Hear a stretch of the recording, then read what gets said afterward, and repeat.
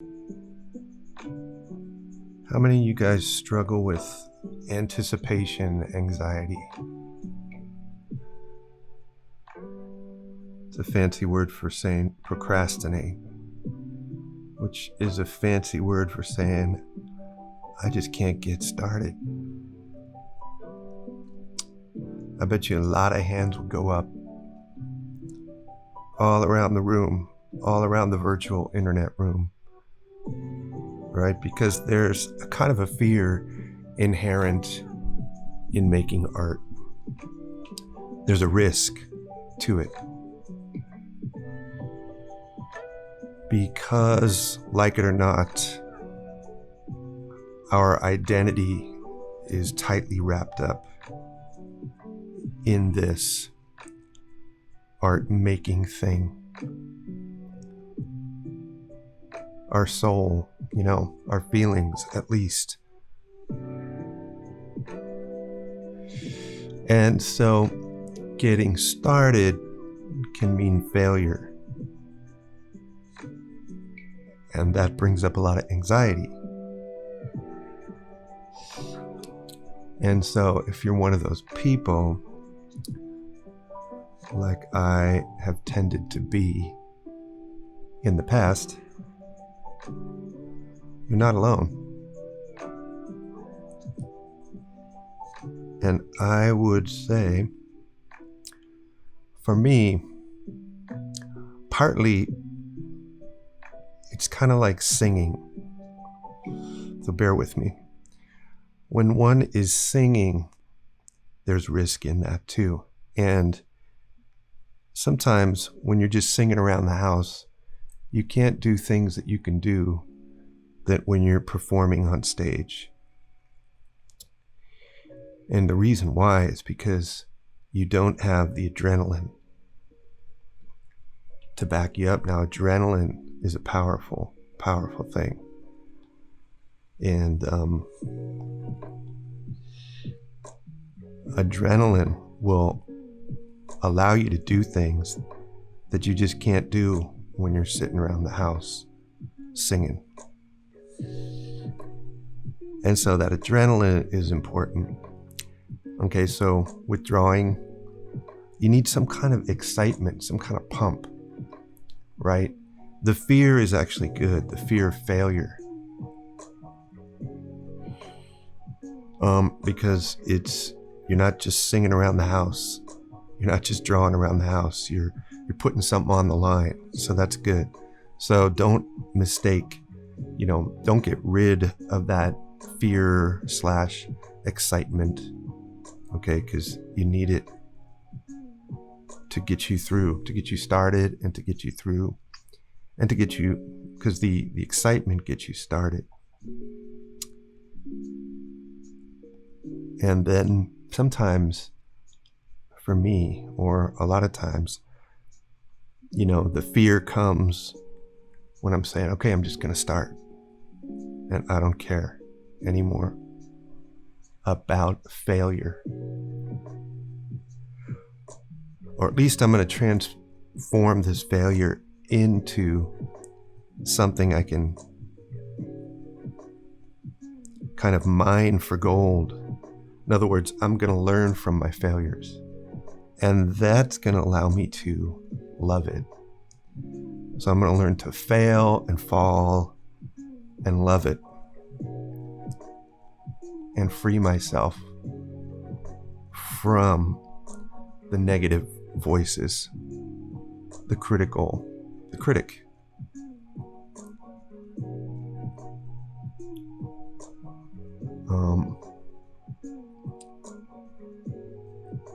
It takes a lot to get free from the critic.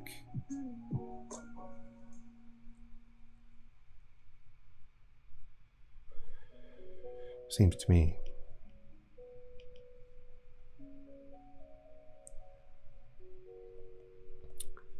Everybody's different, right?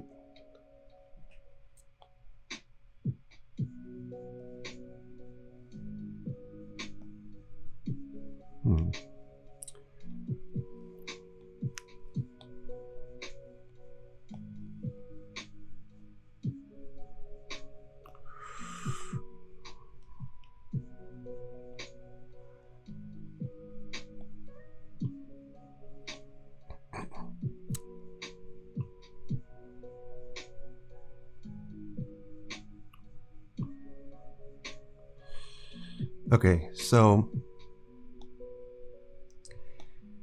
having a different attitude towards failure, failing forward, it's called failing and loving it, getting free from that critic. And then another key thing, so that meant this might be the third thing, is to just talk to yourself and get yourself to believe that you're awesome. Believe that you can do it. Okay?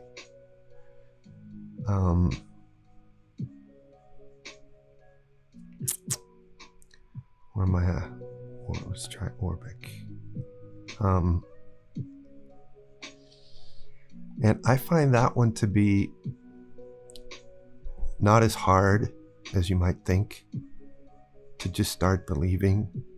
For some reason, even though there's that anxiety from the past, the critical voice,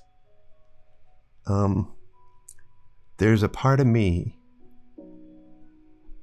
and there's a part of you, and it, however small it might be 10% of you, right? It might be 20%, or it might be 5%, but there's a percent in there, a little voice in you that believes in you big time.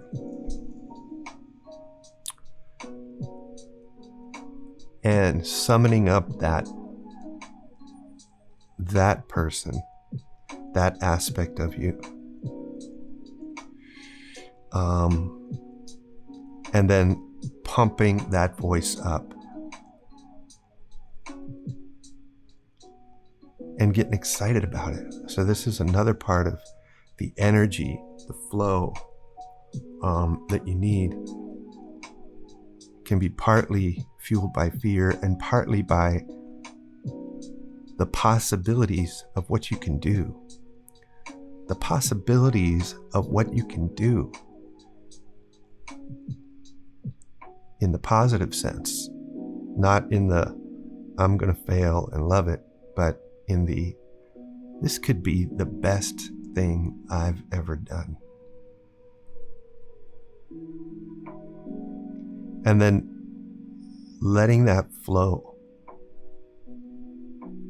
letting it live, letting it have some free reign. Let it run.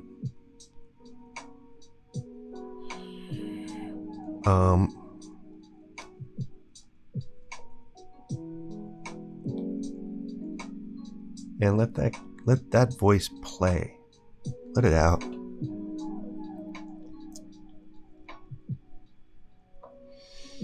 Because you'll be glad you did.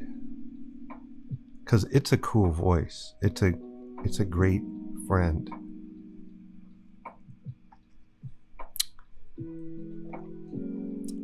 And I've found that there's, even though I've struggled with anxiety or fear or,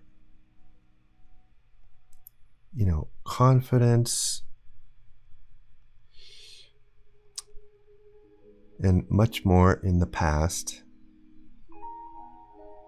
there's always been a part of me, and I don't know why, but there's always been a part of me that believed in me and thought I could be really something, And that part of me was kind of like, it was just there. And I'd say it was kind of pure. And so I really treasured that part. I felt like that was pushing up against all odds. That was just a gift. It was there. It didn't have any reason to believe in me. And so I don't know. It was just its own little rebel. And so when I would feed it, when I would talk to it, when I would let it just be, and I could be excited about it, you know, it would help with the energy, with the excitement. And I'd be saying, dude, you're gonna kick some butt on this one. This could be the best thing you've ever done. And basically you could boil it down to that. This could be the best thing you've ever done. You know, and think of what so-and-so is gonna say when they see it. The so-and-so could be, you know, someone important to me, like a parent. And I think it started off with my parents. And then it could be a friend, it could be a girlfriend, and then a boss, right? And so it kind of moved into the career thing. You know, when they see what I did on this, whatever, commercial, when I was animating, on this character design, when I was working in games, the, you know, the accolades were going to come. And I don't know, I always just let that be there.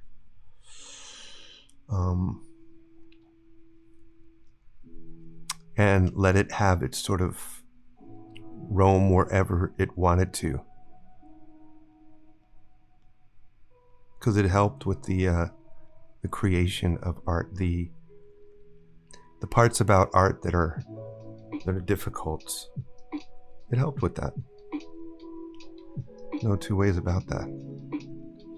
You need some, you know, you need some oil in the gears, right? So don't be afraid to pump yourself up and tell yourself that this could be the best thing you've ever done.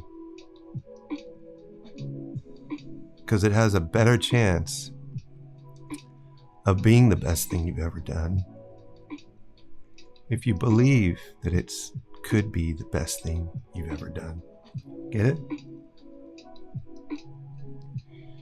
So you've got to be nice to yourself. Treat yourself like you're someone that you're responsible for.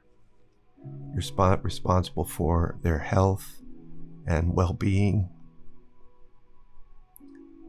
and that you're a friend of, and you would encourage a friend.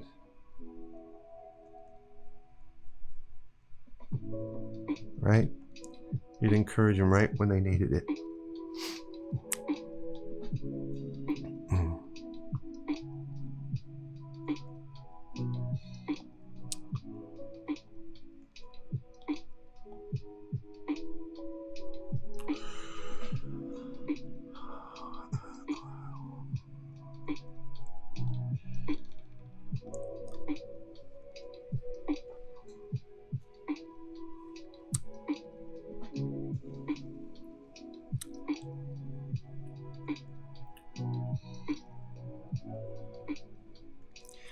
So those are my tips for getting started.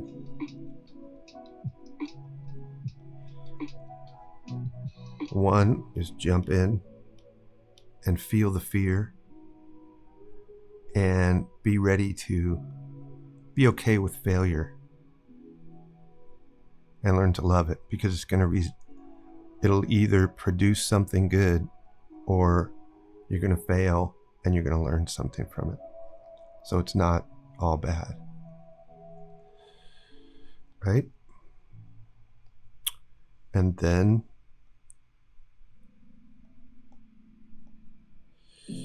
tell yourself, talk to yourself, believe in yourself, that little 10% voice, although it's a small percent, it really believes in you. And just let that guy talk to you. Let that girl talk to you. and let them say stuff. Let them suggest about the greatness that's in you. And go with that. If you start talking to yourself like you're a friend, or there's some fan out there who's speaking to your mind in a silent way and just telling you and encouraging you the whole time, it might feel a little weird. It might feel a little like you might want to just be pessimistic and not believe in that and sort of spit on that voice. But don't. Let it come out, and I think you'll be surprised at how much fun it is to have an advocate in your corner. And that advocate is part of you.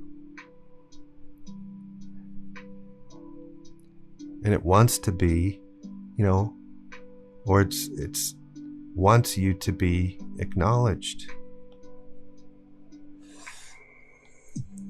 And that's really cool.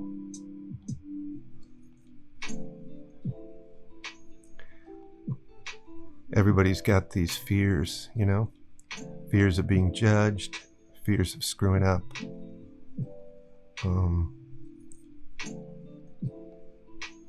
And then there's all of these excuses. Like for me, I'll think, oh, I've got this aspect of my streaming software that I have to deal with that I don't know yet. And I really got to get that thing down, before I stream, before I draw, before I do anything, because it's all tied into the fear of screwing up, the fear of looking bad, whatever.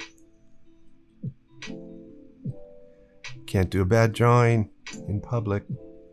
That would be so shameful.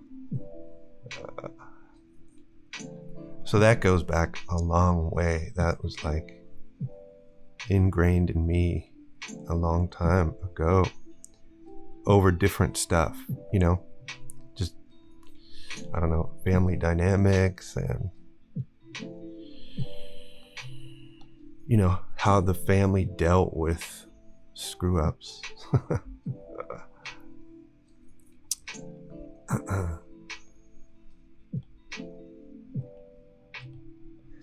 I would say not too well.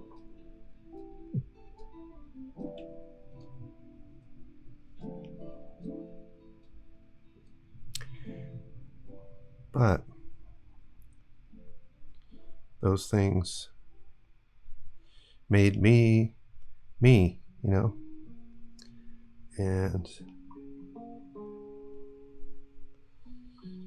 made me become aware.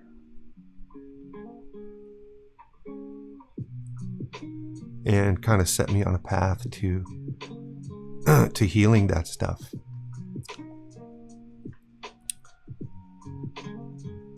To breaking out of that isolation, because all that fear can put you in isolation. So I think those, that process can take a long time, right? Repeated exposures. That's what, like cognitive behavioral therapy is a way to repeatedly approach your fears and in so doing gain power over them. So it's a gradual, repeated approach, and you turn up the heat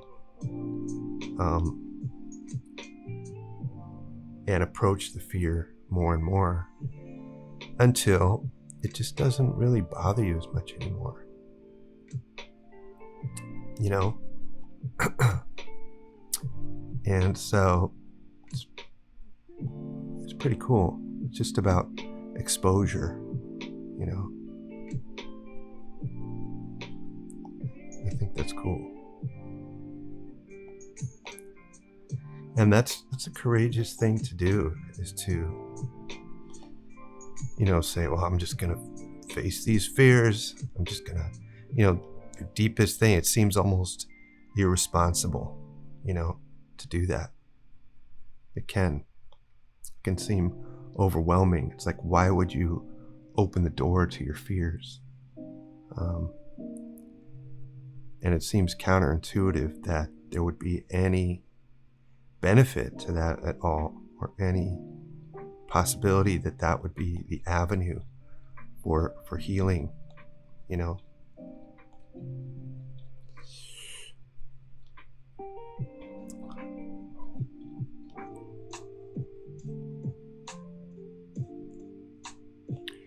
So I'm using these brushes from Lane Draws, and it's quite interesting, the names of these brushes. If you go through and look, there's Orbic, Keen, Master Wu, and so on. Their names: Elvgren, Loomis, and these are all famous illustrators. And that these brushes are named after. And